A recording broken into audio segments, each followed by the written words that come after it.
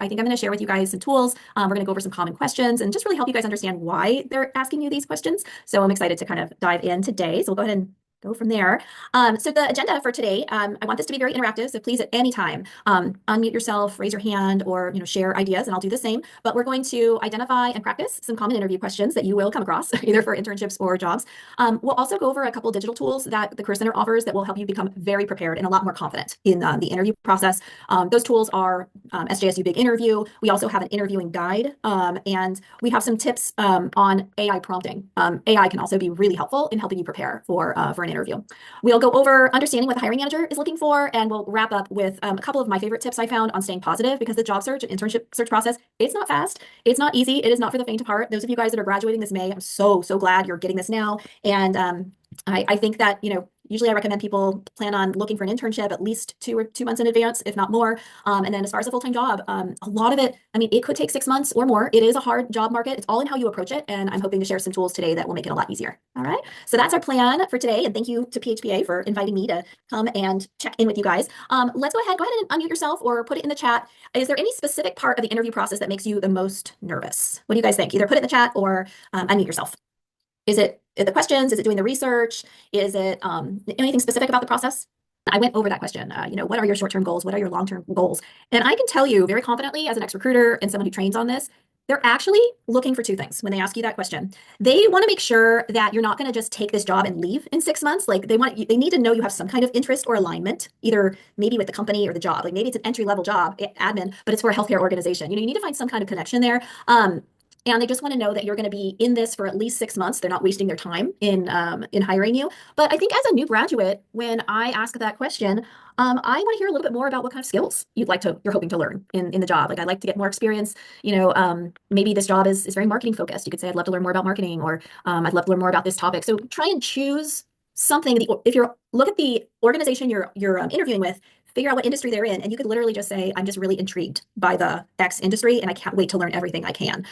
So those are my thoughts on that question. You don't have to have it pinpointed exactly. None of us know 100% what our long-term goals are, but the hiring manager wants to know that you have some interest in this job and you're going to stick around for a little bit.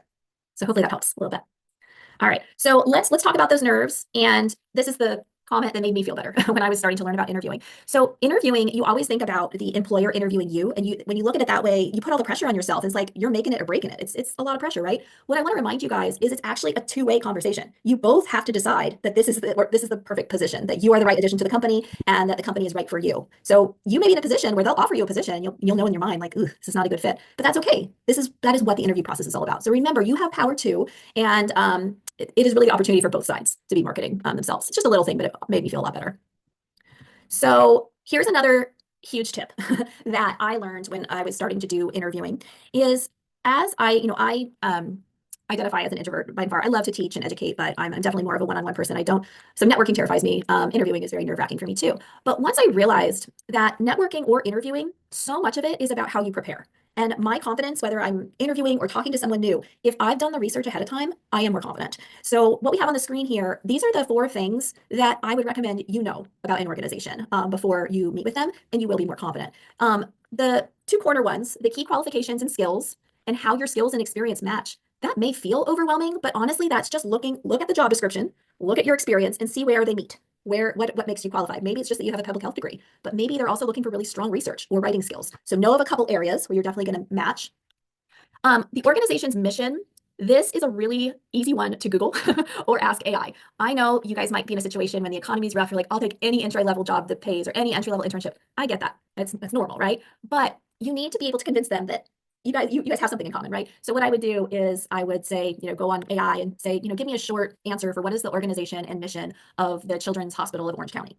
And you can also find this on the employer's website. We all have our missions and visions on the main page. Usually it's under About Us. Just know that, because if you actually repeat that back during the interview, if at some point you actually say, hey, I love your mission, I know it is this, you look very prepared, okay? And then the last piece, which is you need to understand your own success stories. So what that means is when you look at that job description and you identify a couple of the skills or the qualifications that you already have, maybe you did them in your internship at San Jose State, maybe you did them when you were working Starbucks or customer service, you need to be able to tell the recruiter, not just, you want someone organized, I'm detail oriented. That's not enough. You need to have at least one story that will show me how you prove to me that you have these skills. So if I were you guys right now, I would make a note to myself and maybe think, what are my top 3 things I have to offer in an internship or in a job? And maybe they are organization, communication, and experience with Google Suite. And then I would come up with at least 3 separate stories of how I used Google Suite effectively, why I know I'm a good communicator. Maybe I got a really great review from my internship provider. So those are examples of your success stories, and you need to have at least 3. I was taught it's kind of like dating in a way. Interviewing is if you go on a first date, someone can just tell you everything you want to know and be like, oh yeah, I'm smart, I have a degree, I'm organized. But if they don't have any substance behind that, you can tell they're just telling you what you want to hear. So that's interviewing is the same way, is you need a story behind it. Okay. And if you need help with your stories, that is a great career counseling topic. I would highly recommend, even those of you guys who are graduating in May, make a one-on-one career counseling appointment on Spartan Connect. You have access to career services for a year after graduation. We can spend an entire meeting crafting your stories. But if you have completed your internship at San Jose State, I don't care that you didn't get paid for it. Or maybe I know in public health, you guys have all these great projects. You have program planning class, you have epidemiology class. If they ask what experience you have, tell them about those projects. So it doesn't, experience means something you've done and learned from. You didn't have to be paid for it. Does that make sense? Yes. Yeah. Thank So much you. of this is just confidence and being able to say, yes, I do have experience. Great question. So this made the process a little simpler for me too, is you guys are probably wondering, okay, just tell me what the hiring manager wants. That's everybody's question. Ultimately, every single hiring manager is looking for these 3 things. They want to know, can you do the job? Which is, do you have the basic skills like Word, computer knowledge, maybe it's Excel? The second question is, will you do the job? That is, they're trying to understand your attitude. Like, are you going to be pleasant to work with? Are you going to dive in and learn and ask questions when things come up? So, that's the will you do the job. And then the last question is, how do you fit in? And that is really a personality thing. What you're going to bring to the table with the team is, am I going to enjoy sitting next to you and being on Zoom calls with you every day? Okay. So write those 3 things down, because as long as you show in an interview the skills so that you can do the job, you show them your attitude, which might just being, positive and encouraging and confident. And then 3, just giving them a feel for who you are as a person. Honestly, that's as simple as having your background on and smiling. Like we overcomplicate that big time. Those are the 3 things. All the questions come down to these 3. Okay. So let's talk more about the specific questions. So, there's actually a list of 10 most common interview questions in our guide, and I'll share that with you guys afterward. But I know that preparing for 10 questions is a lot. So these 5 are the most common. Like I would be surprised if you don't get some version of these 5 questions. Okay, so you don't need to study 3 million questions. You need to generally know these. And if you feel confident in answering these, you're going to do just fine. So the ones that I know you guys brought up earlier today, this why should I hire you? That is very much going to come down to either your interest being aligned with them or a specific skill that you've learned in class, right? And then we'll also practice tell me about yourself, because that one is a really easy one for you to go way too long. And it actually is supposed to be done in under 60 seconds. So we'll practice that one today, and we'll also practice what is your greatest strength and weakness, because there's a theory that actually tells you how to answer that I'll make sure you know, that makes things much easier. So those are the common questions. I want to make sure you guys really have seen all of our tools that we offer, so that when you, the night before your interview, you're panicking, you're like, what can I do? That you can be like, oh yeah, Kristen told me about this tool, if you want to do some more practice on your own. So I'm going to show this to you really quickly, because it is a game changer, because it'll teach you, here are the questions, it'll tell you how to answer them and why they're being asked. So I'll go ahead and I'll show that to you guys really quickly. And let me make sure we're okay. So hold on one second.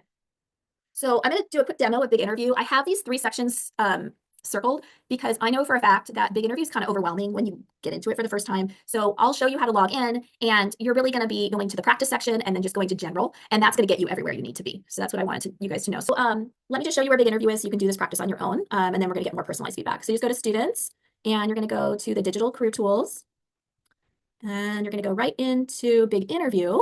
This one, I'm practicing your interview skills.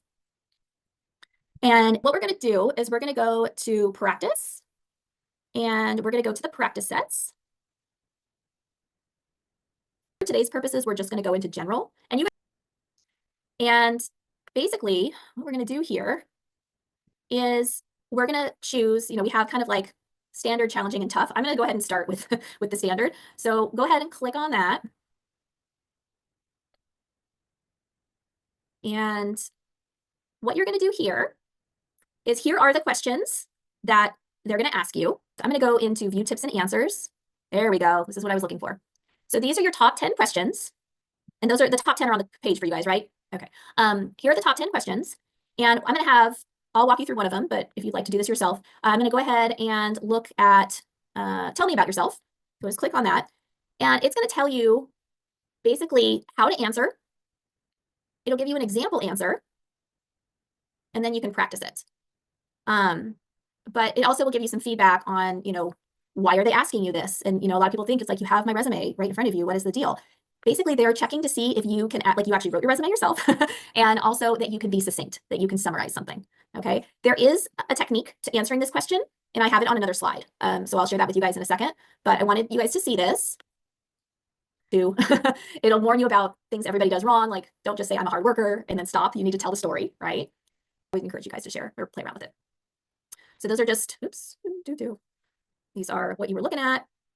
And what you guys saw when you go through there is it will give you tips about why are they asking, okay? So just like I was sharing at the beginning, when someone asks you, where do you see yourself in 5 years? They just want to know you have goals, right? They want to know you have thought a little bit ahead of time. And just from the perspective of a hiring manager, if I hire Brittany for a new role, it takes a lot of time and energy to train her and get her up to speed and ready, probably 6 months, honestly. So I want to make sure she's not going to just come in and take the next job that comes along, and my time that I spent recruiting her and training her is gone. Okay, so I know I'm realistic. Many of you guys aren't looking for, this is not going to be your last and final job, or your last and final internship, right? But make it worth their while. And if you do have like a plan to go to graduate school and the plan is already in place, you should probably practice how you're going to talk about that in the interview, because it really is going to be tough for someone who, if they know you're only going to be around for a little bit of time, you might want to look more into project work than you would look into a full-time job. Just from the perspective of a hiring manager who has hired people and then had them quit right away, it's horrible, totally horrible. So the next thing is AI can be a really great way to help you prepare for interviews. Just to kind of get a feel for the room. So there's been a lot of talk about this online, but using a free platform like Gemini or ChatGPT, you can enter what we call a prompt, which will basically help you do all this research on the company. I know AI can be very controversial, especially if you're like having it build your resume for you, or, taking someone else's credit for somebody else's work. Then it's really, but as far as researching and trying to find like companies that are hiring interns, it's amazing if you know how to ask it the right questions. So this is the platform I use quite often. It's Gemini and it's free. And I would just go ahead and put the prompt in here. I'm interviewing for a health educator job at Goodwill. What are 5 questions I should be prepared for? This is an entry-level job, and I have a degree in public health. Now you can get fancy and you can like upload job descriptions and upload your resume, but I don't have time to show that to you right now, but I want to show you what this creates for you. It's going to give you a couple questions. Gives you some examples of how to answer it. They're going to ask you about the population. So if you have not worked with this population before, you better do some research on it or read some articles on it so you can feel, educated. You guys all have experience with this, developing educational materials. I believe you have that from classes. You can talk about that. And this question here, why specifically Goodwill? Again, the recruiter knows that you're applying for a million jobs, but as someone who works for the company, we want to feel special, right? So do a little bit of research and come up with at least one reason why this company would be a good fit for you. And maybe for me, for Goodwill, you guys are all about empowering people through education. And because I've been a career counselor for so long, I really have that same value. I think with education, we can do anything. And that's why I want to work for Goodwill. So it takes a little practice, but always find at least one thing you have in common. Has anyone ever used on the job boards? Because the job boards are just, the jobs are getting hundreds of applicants and it's so competitive. So if you do some research and you find, companies that are hiring that maybe haven't posted on the job boards yet, it's a little easier to get in. So there's a lot of strategy behind it, but definitely using researching is important. Okay. So every single interview is going to have this question in it. It just may have different wording. Maybe it's when you sit down, they'll be like, oh, tell me about yourself. Or, I don't know. It's basically, it's going to be asked. So it's really easy to go too long. So if you look at it as 4 bullets, it's much easier to keep it short and sweet.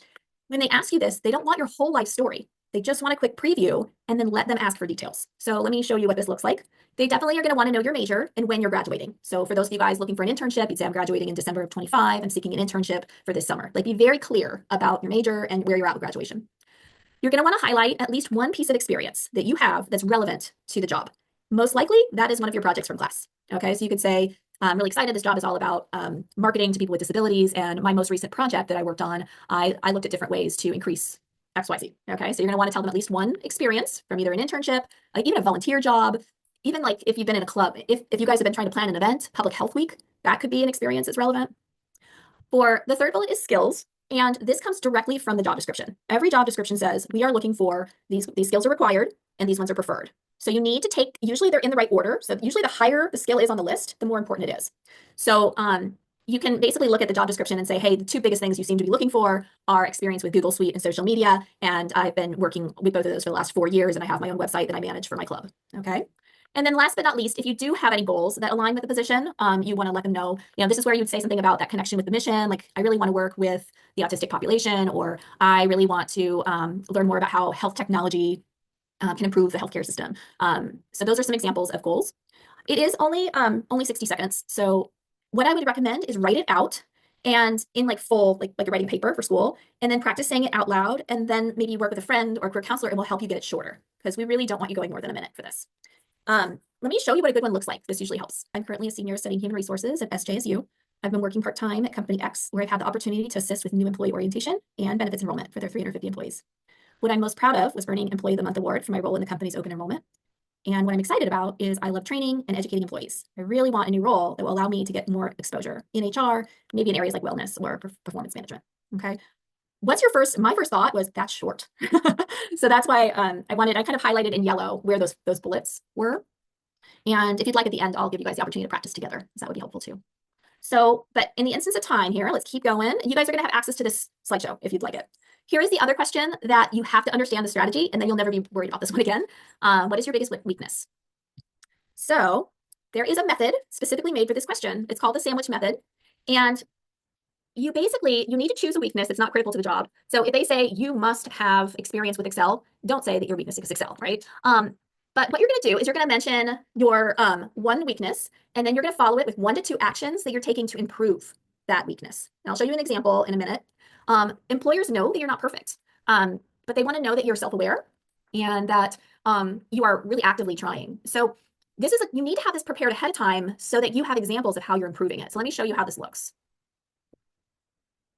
Earlier in college, I was on a group project where a friend noted my feedback for another team member's performance came off too harsh.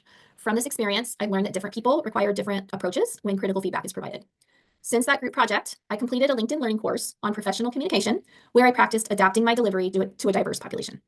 The training was so helpful that a classmate acknowledged my ability to diffuse and resolve a situation with another student.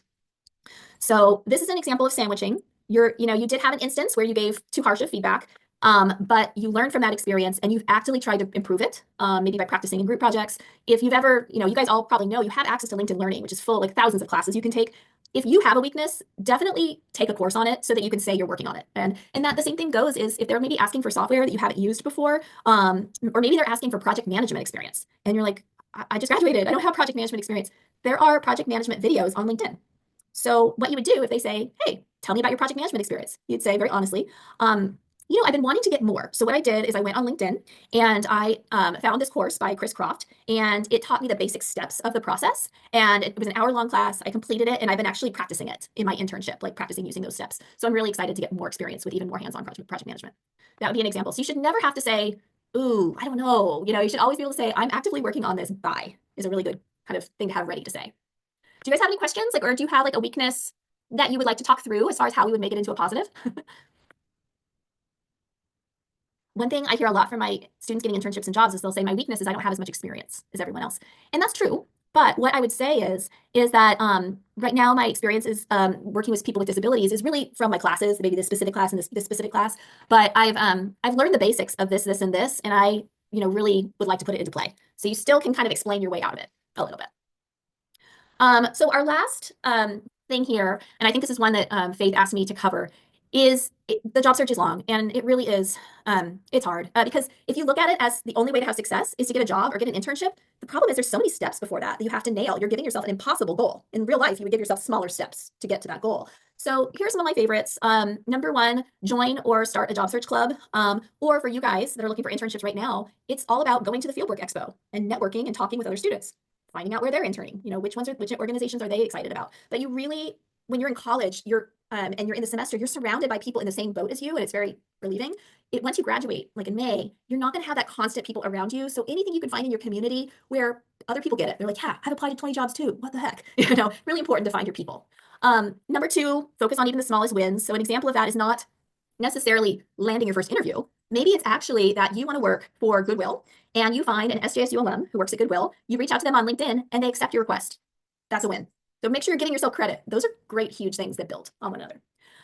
Focus on what you can control. This is a good one too, because the reality is in the job search, a lot of the power is not in your hands. It's in the hiring manager's hands, right? So think about what can you control. What you can control is trying a different place to look for jobs, or identifying 3 dream jobs and doing some research on these companies, or making an appointment with career services because you've had 3 interviews now and they felt great, but you didn't go anywhere with them. So what's in your control is not that no one's hired you. What's in your control is you need to practice and get more feedback.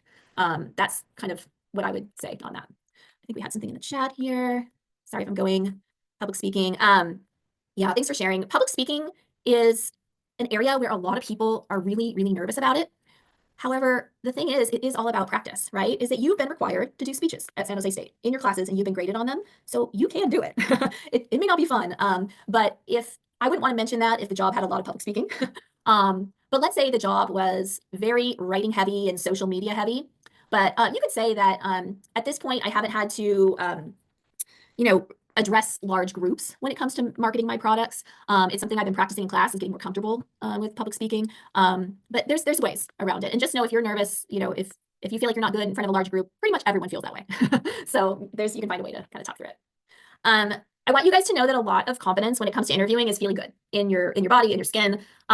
You want to feel confident, right? So as San Jose State students, if you have not already used our Spartan Career Closet, this is every single one of you guys are eligible for it up until you graduate. You can make an appointment and try on. We've got a whole, I don't even know, hundreds of pieces of professional clothing that are either new or been donated. You can try it on. We even have like little trying on rooms. And if you find something you like, you take it home. It's yours. It's not for rent or anything like that. It's yours. So definitely take advantage of that. And then also, if you've never had a professional photo taken, the LinkedIn booth in our office, you can make an appointment, and you can even like do the little editing and the shading and the coloring. I mean, you can edit it right on the spot. It's really nice. And you definitely need to have a LinkedIn picture that's not like a selfie. This will look much more professional. So definitely take advantage of those 2 things to feel good in your skin. Oops. And well, lovely. That's pretty much it. But let's see here. Technology, gotta love it. Well, here we go. So as we wrap up here, I'll send Faith these different things and she can share it with all of you guys. The interviewing guide is on our website. It has all the common questions, tips. You guys have now seen Big Interview. I hope you'll log in on your own and play with it, maybe even build your stories on it. And feel free to go onto Spartan Connect and schedule a mock interview session with me or any of the other counselors. It's nerve-wracking, but you want to get your nerves out on me versus like in the actual setting. Speaking of nerves, we do have a career fair next week. It's Thursday. It's called the Health Professions Career Fair. You'll probably be hearing more about it next week. There are entry-level health positions that they are hiring for. So for those of you guys graduating, there's even one, I think it's a health promotions role. So you need to go onto Handshake and check that out. And there are internships at this job on Thursday as well. So I just want you guys to know this is your job fair. There's going to be about 37 employers. Even if you're not graduating right now, it would be good for you to put on a nice outfit and just go in and check it out, walk around, maybe try and talk to a couple employers and introduce yourself. But the information's on Handshake. And if you have a minute, if you don't mind giving me some feedback, I would love to figure out how to improve this presentation. The ideal is always that we get to practice one of those questions. I'm sorry we didn't have time for that today, but please make an appointment with me if you would like to. And if you fill this out, just make sure you mention my name. It's Kristen, and this is a classroom presentation about interviewing. So that is that. Thank you so much for participating, listening. I hope you learned something. Does anyone have any questions? Have a wonderful afternoon, everyone. If you have any questions about upcoming events going on, the Career Fair on Thursday, please make sure to check the Career Center webpage or Handshake. And hopefully I'll get to meet with some of you guys in meetings later on if I haven't already. So take care, everyone. Thank